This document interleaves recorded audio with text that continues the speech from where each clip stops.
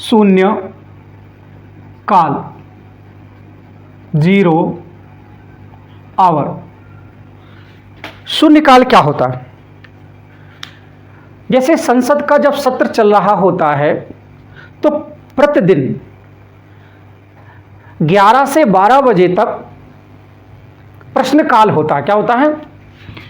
संसद का जब सत्र चल रहा होता है तो किसी भी सदस्य, लोकसभा या राज्यसभा में 11 बजे से लेकर के 12 बजे तक क्या होता है? प्रश्नकाल होता है। क्या होता है? प्रश्नकाल। अब इसके बाद गैप जो होता है, गैप में ही 12 बजे के बाद जो है, 12 बजे के बाद जो है एक सत्र शुरू होता है। शुरू क्या? यह एक भारत की प्रक्रिया जहां आप प्रश्न पूछ सकते हैं। क्या है? जिसे हम शून्यकाल कहते हैं। क्या कहते हैं? 12 बजे से लेकर के 1 घंटे की चर्चा, कोई भी प्रश्न आप मंत्री से पूछ सकते हैं। इसी को हम शून्यकाल कहते हैं। क्या कहते हैं? इसमें क्या है? इसमें पूर्व सूचना देने की आवश्यकता नहीं है। सूचना देने की आवश्यकता नहीं है। और आप क्या कर सकते हैं? मंत्री से प्रश्न पूछ सकते हैं। क्या कर सकते हैं? मंत्री से प्रश्न पूछ सकते हैं। मतलब सरकार से आप क्या कर सकते हैं? प्रश्न कर सकते हैं।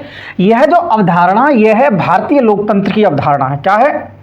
भारतीय लोकतंत्र का कॉन्सेप्ट है। सही है? भारत की संसदीय शासन प्रणाली की यह व्यवस्था है जो कि प्रश्नकाल के बाद का जो समय होता है 1 घंटे का, तो इसमें शून्यकाल, और इस शून्यकाल के दौरान आप कोई पूर्व सूचना दिए प्रश्न कर सकते हैं सरकार से, मंत्री से।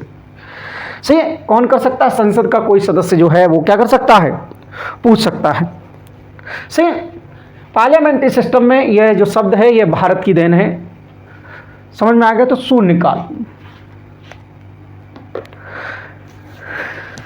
वर्तमान में शून्यकाल में 20 प्रश्न पूछे जा सकते हैं। लगभग 20 प्रश्न पूछ सकता है।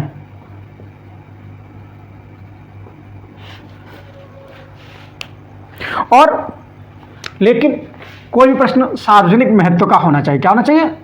सार्वजनिक महत्व का।